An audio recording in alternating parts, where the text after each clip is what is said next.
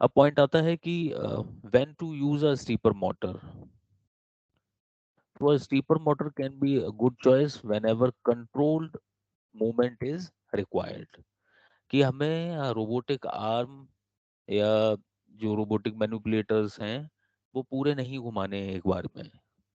हर बार कुछ ना कुछ चेंजेस करने हैं उसमें, मतलब इसको ज़्यादा फ्लेक्सिबल बनाना है. तो वहाँ पर यूज़ किए जाते हैं ये.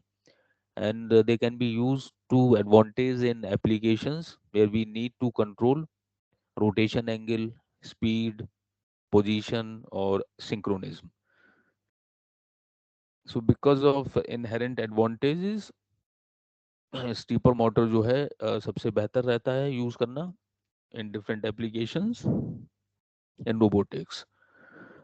कुछ जगहों पर जो अभी तक यूज होते आ रहे हैं वो प्रिंटर्स में, प्लॉटर्स में, high and office equipments, hard disk drive, medical equipments, fax machines, automotive.